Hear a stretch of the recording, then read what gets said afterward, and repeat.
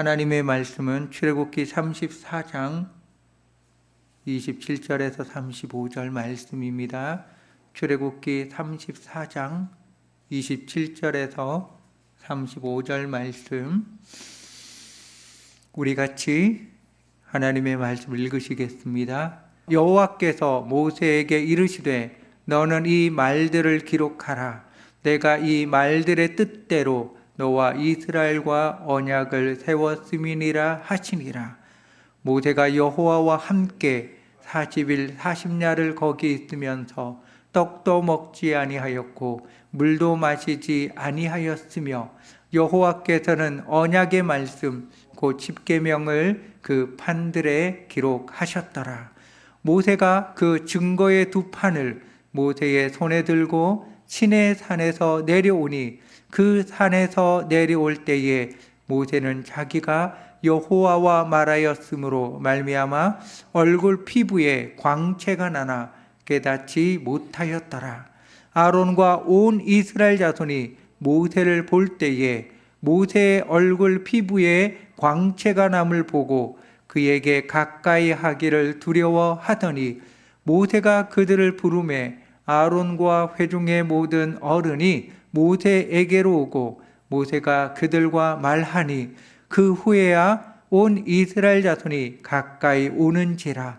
모세가 여호와께서 시내산에서 자기에게 이르신 말씀을 다 그들에게 명령하고 모세가 그들에게 말하기를 마치고 수건으로 자기 얼굴을 가렸더라. 그러나 모세가 여호와 앞에 들어가서 함께 말할 때에는 나오기까지 수건을 벗고 있다가 나와서는 그 명령하신 일을 이스라엘 자손에게 전하며 이스라엘 자손이 모세의 얼굴에 광채를 보므로 모세가 여호와께 말하러 들어가기까지 다시 수건으로 자기 얼굴을 가렸더라. 아멘. 링컨 대통령이 이 말을 했다고 그래요. 나이 40이 넘으면 자기 얼굴에 책임을 져야 한다라고 링컨 대통령이 말했대요. 무슨 뜻인지 아시나요? 여기 앉아 계신 분들은 다 40이 넘으셨잖아요. 그죠? 여러분의 얼굴에 책임지고 계신 거죠? 그죠? 우리 도장 찍기 전에 얼굴 딱 찍으면 되잖아요. 나이 40이 넘으면 자기 얼굴에 책임을 지라라고 하는 말은 이제 남 탓하지 말고 환경 탓하지 말고 너가 책임지는 인생을 살라는 거예요. 너의 말을 책임 있게 지키고 성품을 다듬고 태도를 책임지라. 그래서 나이 40이 넘으면 자기 얼굴에 책임을 져야 된다라고 한국적으로 해석하고 있다고 그럽니다. 자, 우리 다시 한번 양옆 앞뒤분 얼굴 딱 보시고 40이 넘은 분들 얼굴이에요. 자신의 말에 책임지고 인생의 책임을 진 아름다운 분들의 얼굴을 다시 보며 우리 수고하셨습니다. 격려의 응원의 말을 한번 해 주시죠.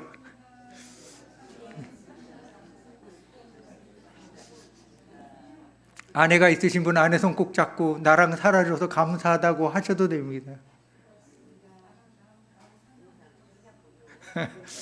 여러분, 살아주는 게 은혜더라고요. 제가 몰랐는데요. 네? 뭐 결혼할 때는 뭐 사랑해서 결혼했다고 하지만 지금에 와서 보니까 살아주는 게 은혜더라고요. 네, 아주 여러분 살아주고 계신 게 은혜인 거 아시죠? 네. 그리고 우리 부부들이 나이를 먹으면 얼굴이 똑같이 닮아간대요. 그 말 들어보셨죠? 그죠? 부부는 닮는다 그러죠? 우리 부부 되신 분이 옆 사람 얼굴 보세요. 내 얼굴인가 한번 다시 한번 확인하시고, 아닌 것 같으면, 아닌 것 같으면 좀 제발 좀 닮으세요. 네.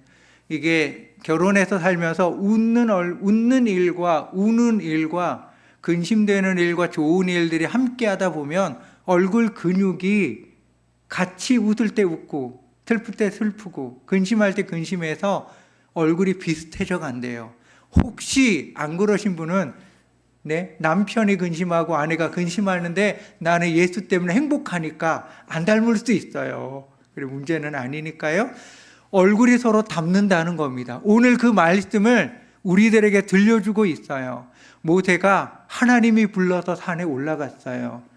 40일 동안 산에 있으면서 먹지도 마시지도 않았는데 하나님의 말씀을 듣고 하나님하고 얘기하고 하나님은 두 돌판에 다시 한번 말씀을 기록하여 주시고 이렇게 40일이 지났어요.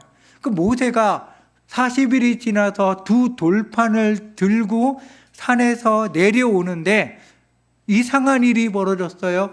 이전 40일과는 다른 일이 벌어졌습니다. 어떤 거냐라고 하면 세 번째 줄에 보면 모세는 자기가 여호와와 말하였으므로 말미암아 얼굴 피부에 광채가 나나 깨닫지 못하였더라라고 말하고 있습니다.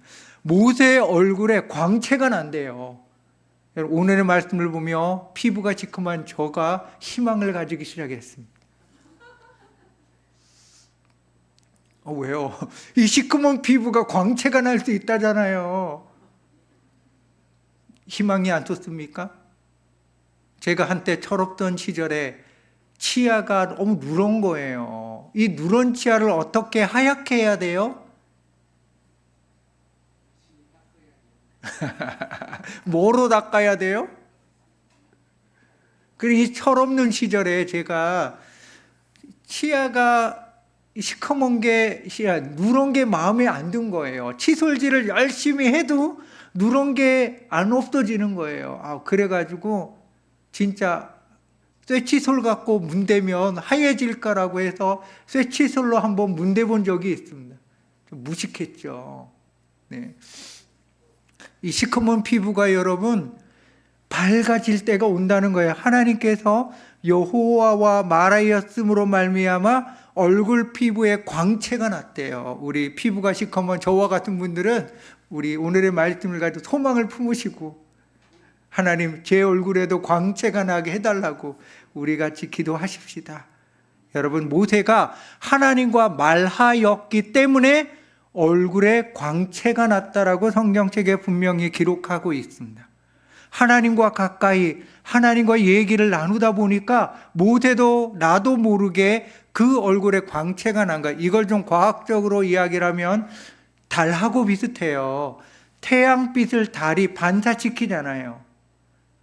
달이 빛이 나는 게 아니라 태양빛을 반사시키기 때문에 달이 밝은 거예요. 아마도 모세가 하나님과 함께 있으면서 하나님의 은혜를 얼마나 받았던지 그 얼굴에 광채가 났다는 겁니다. 그래서 내가 무엇을 가까이 하고 있는지가 신앙생활에서도 너무나 중요합니다. 우리가 걱정을 가까이 하면은 늘 걱정이 눈덩이 같이 불어나는 걱정 가운데 살 수밖에 없어요. 그 얼굴 보면 아시잖아요. 걱정 근심 가득한 얼굴들. 화가 나면은 이 화가 내 안에 있는 화가 밖으로 드러나서 얼굴이 환한 얼굴로 굳어져 버리잖아요. 화를 가까이 하면 환한 얼굴이 생길 수밖에 없어요. 그러면 하나님의 사람인 우리가 기도를 가까이 하면 어떤 얼굴로 변할까요?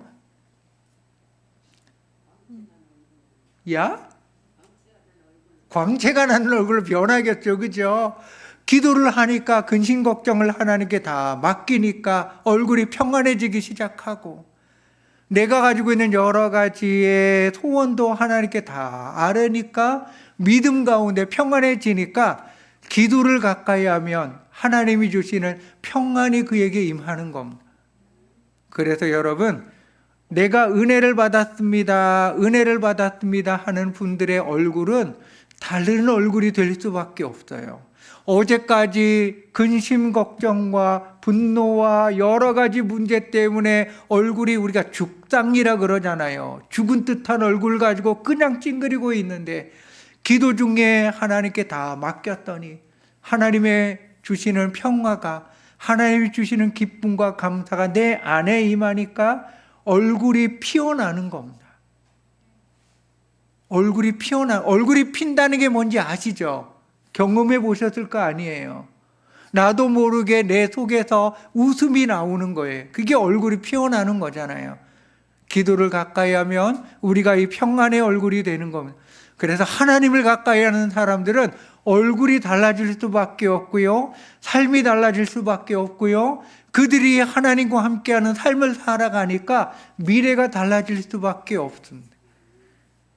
그래서 여러분, 하나님을 가까이 하는 사람에게 그가 하나님을 가까이 하고 있다는 것을 숨길 수가 없다는 겁니다. 내가 하나님을 믿고 있는 이 믿음이라고 하는 것, 신앙이라고 하는 것은 나도 모르게 여러분 겉으로 드러날 수밖에 없는 거예요.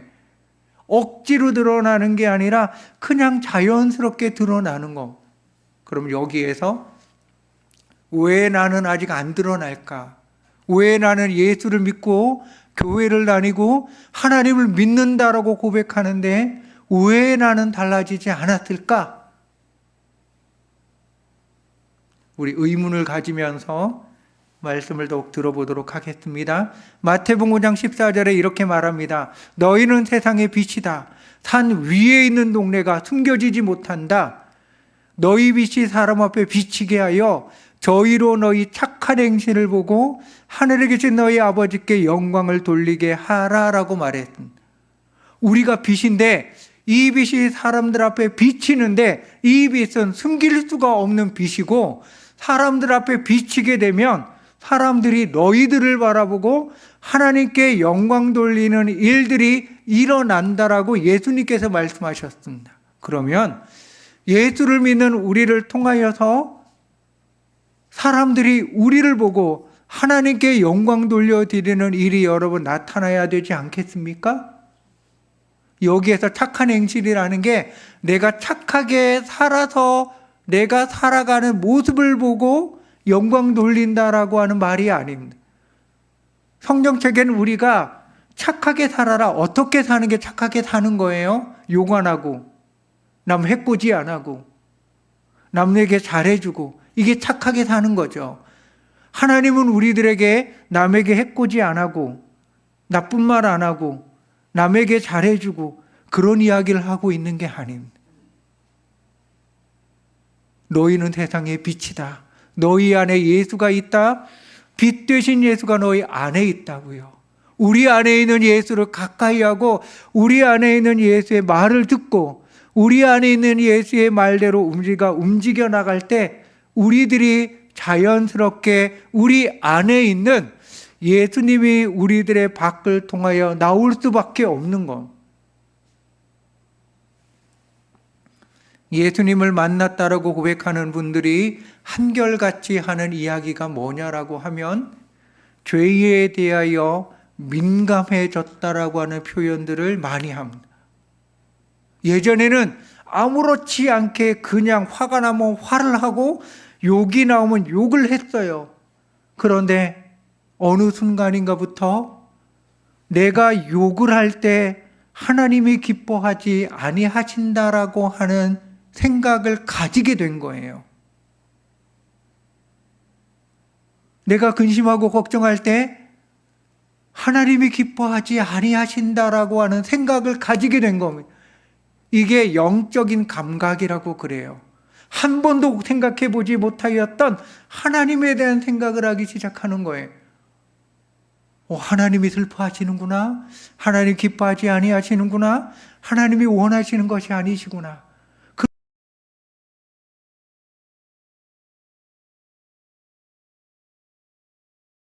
할까라고 하는 새로운 생각이 우리들을 움직여가는 것, 이것이 착한 행실이라고 하는 거예요.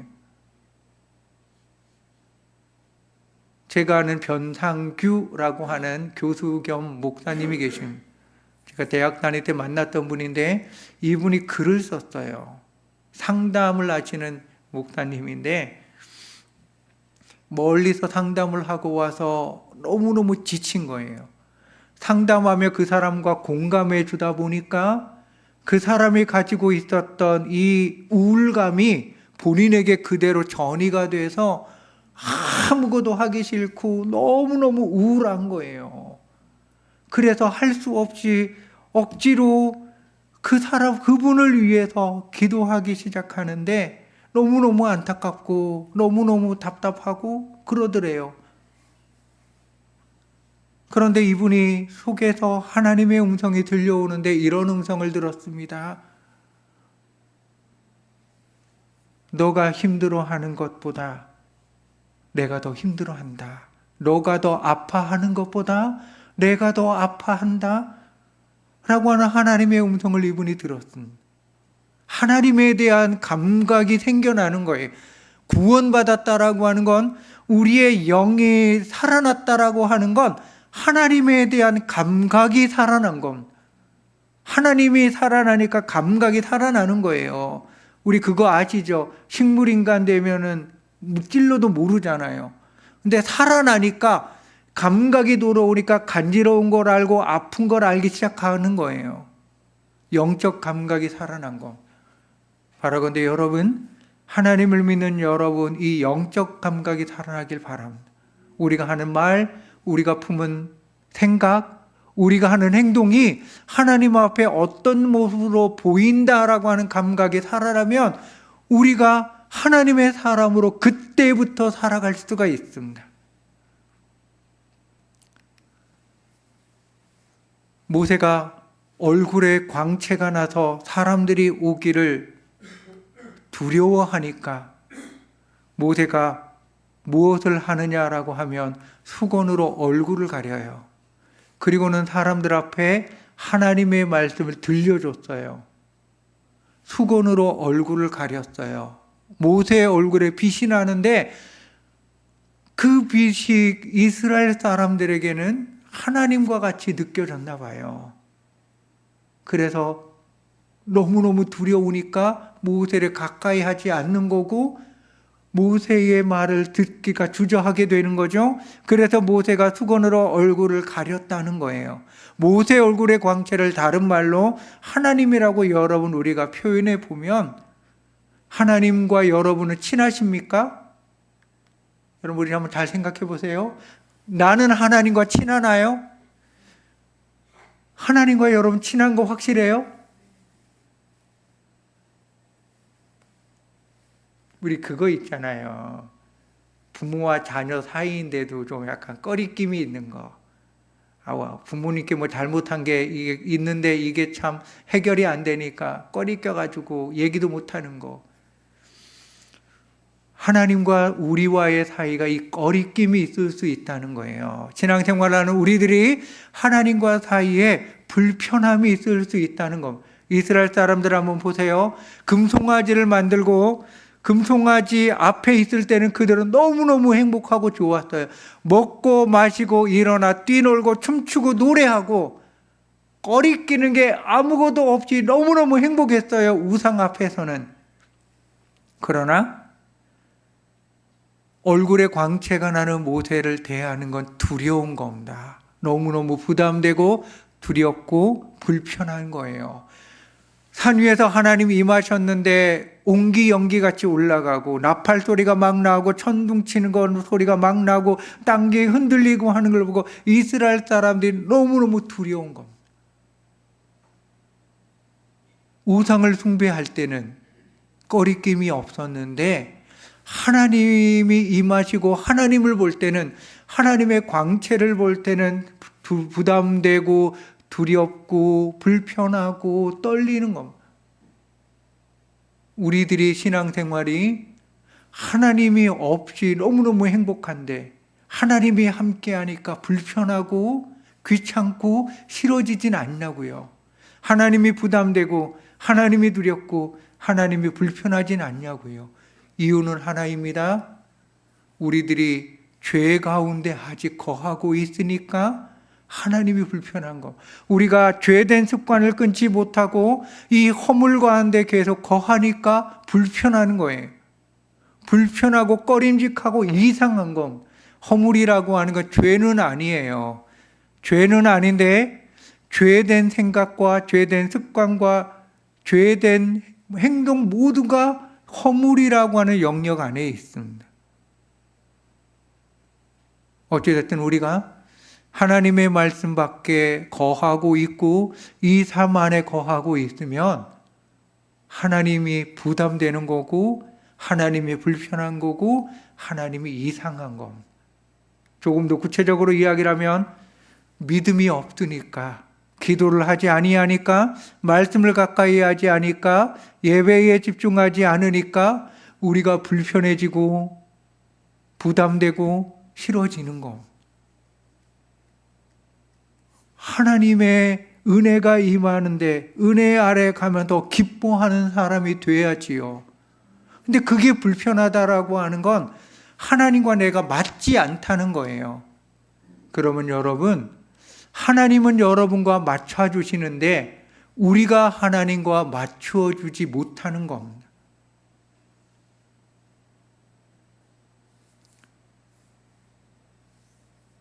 그거 아시나요? 저랑 친했던 필리핀에 있는 목사님이 이런 얘기를 들려줘요. 아는 분이 있는데 너무너무 사랑하는 여인과 헤어졌습니다. 그래서 물어봤대요. 왜 내가 싫냐? 왜 나랑 헤어지려고 하냐? 그러니까 이 여자분이 그러더래요. 지금 네 이빨에 고춧가루 있잖아. 그 고춧가루 보기 너무 싫어. 그래서 그 남자를 차버렸습니다. 남자 이빨에 고춧가루가 그렇게 싫은가 봐요. 우리 남편 되시는 분들 식사할 때 꼭 고춧가루 조심하세요. 그리고 몇 년이 지나서 이 남자분이 어느 날 식당에서 그 여인을 만났는데 앞에 나도 모르는 남자가 앉아 있고 아이가 있더랍니다. 근데 이분이 보다가 깜짝 놀란 거예요. 그 왜 깜짝 놀라니까 이 사랑했던 여자가, 나를 찾던 여자가 남편 이빨에 고춧가루가 있다고 그 고춧가루를 빼주고 있더라는 거예요. 그렇게 보기 싫었던 고춧가루가 사랑하니까 그 고춧가루마저 보기 발음이 이상한데? 그 고춧가루마저 싫어하는 마음이 사라진 것. 하나님을 믿는 믿음 가운데 우리가 거하려고 그러고 기도와 말씀과 예배의 삶 가운데 우리가 거하고 있으면 하나님과 하나님의 말씀이 불편하지 않는데 우리가 이 생활을 하니까 불편하고 부대끼고 싫어지는 겁니다. 이스라엘 백성들이 하나님을 가까이 하고 하나님의 말씀 앞에 거하였다라고 하면 모세의 광채를 보고는 부러워했을 겁니다. 그러므로 여러분, 지금 나는 하나님과 친한가 불편한가를 한번 깊이 생각해 보시길 바랍니다. 모세가 그들에게 가까이 오라고 그래서 하나님께서 시내 산에서 자기에게 이르는 말씀을 다 말했습니다.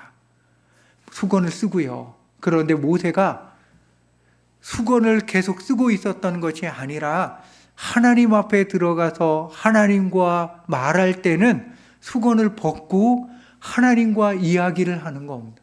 그러나 사람들 앞에 나왔을 때는 수건을 썼다는 거예요. 하나님 앞에서는 수건을 벗었지만 사람들 앞에는 수건을 썼습니다.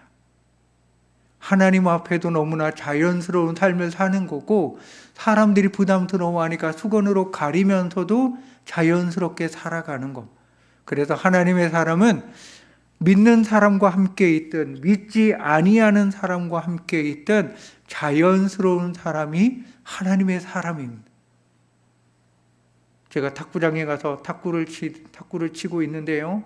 이분들은 원래회를 한다, 회식한다라고 그러면 늘 알코올과 함께 합니다.